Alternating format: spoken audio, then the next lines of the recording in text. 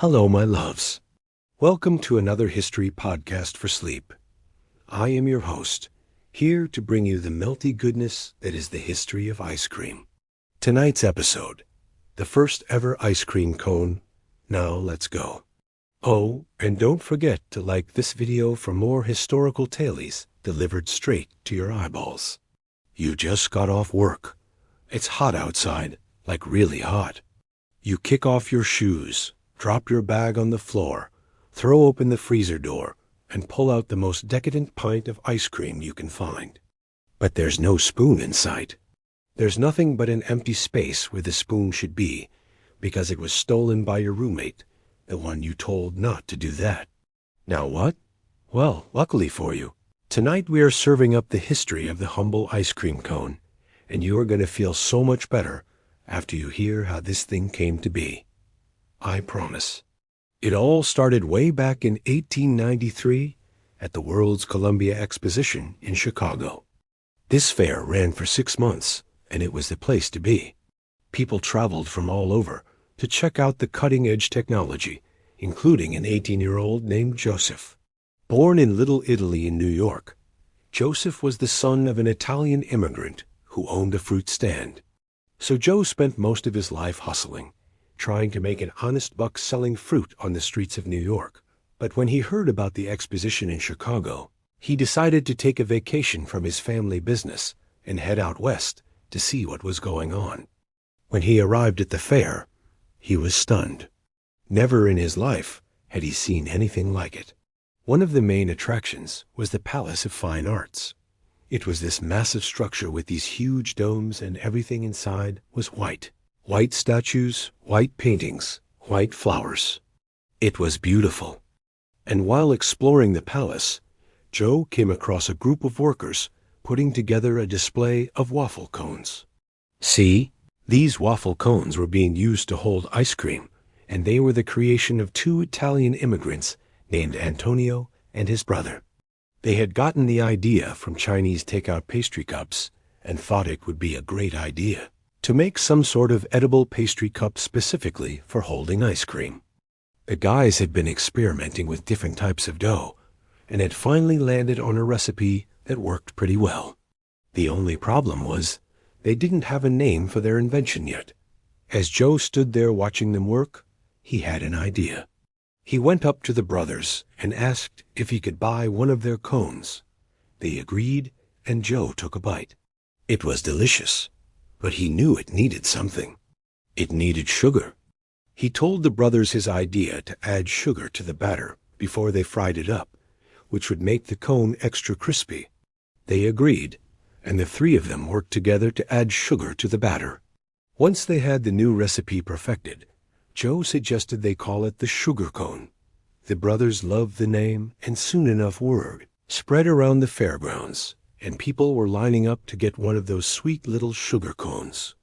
The brothers and Joe worked hard to keep up with demand and made so much money during the fair that once it was over, they decided to go into business together.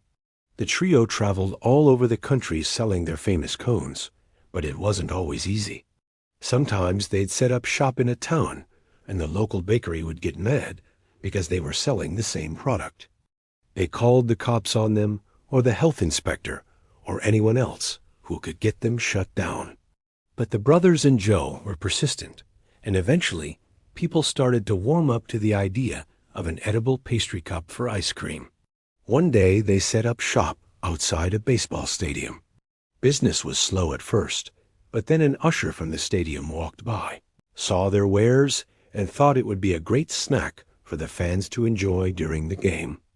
He introduced the brothers and Joe to the owner of the baseball team, and soon they were selling their cones from a stand inside the stadium. Business boomed, and everyone was happy.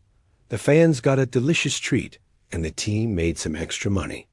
After seeing how well the cones sold at the ballpark, other teams took notice, and soon the brothers and Joe were traveling with several different teams, setting up shop at every game and making a killing.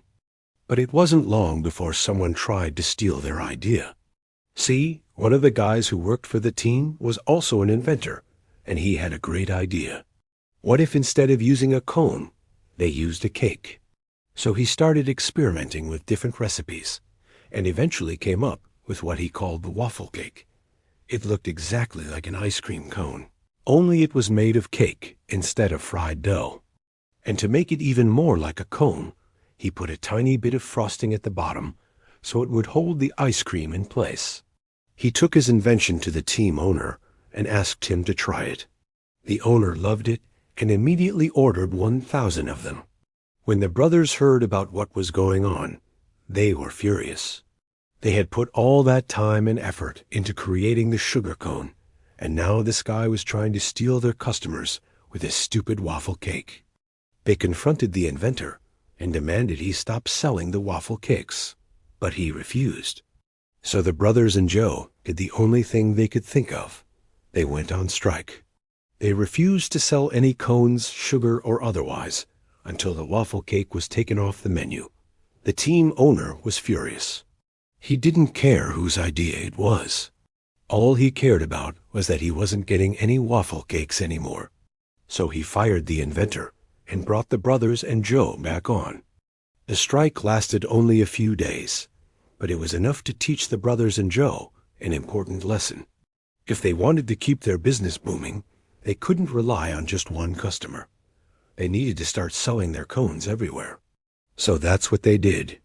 They set up stands at parks, beaches, fairs, sporting events, anywhere people gathered. They were sure to be close behind.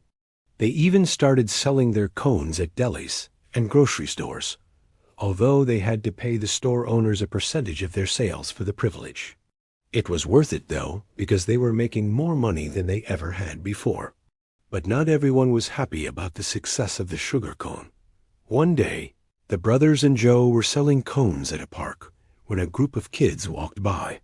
They stopped to watch the men work, and one of them asked if he could buy a cone. Joe reached over and handed him one. The kid took it, turned around, and was about to walk away when Joe called after him. "Hey, didn't you pay me?" The kid stopped, turned around, and said, "Pay you what?" "I didn't agree to pay you." Joe was stunned. He couldn't believe anyone wouldn't want to pay for such a delicious treat. But then he realized that maybe the kid didn't have any money. "How much money do you have?" he asked. The kid reached into his pocket and pulled out a quarter. "Here," he said, handing it to Joe. "That's all I have." Joe smiled. "That'll be fine," he said. He took the quarter and gave the kid a cone. "Keep the change," he said. The kid thanked him and ran off to catch up with his friends. Joe watched him go and sighed. He was getting old and tired of working 7 days a week. Maybe it was time to pass the business on to someone else. Someone who loved ice cream as much as he did. And that is the story of how the very first ice cream cone was born. Did you know that before ice cream was served in cones, it was actually served in waffle bowls? That's right. In the early 1900s, people would eat ice cream out of little waffle bowls that were made especially for the purpose. These bowls were usually made fresh and then filled with ice cream and eaten on the spot. Some people would even take their bowls home with them and eat them later. Can you imagine taking an entire waffle bowl full of ice cream home with you without it melting? Yeah, me neither. Thank you so much for listening. I hope you enjoyed tonight's episode. Don't forget to subscribe if you haven't already. And I will see you next time for more ice cream history. Night, night.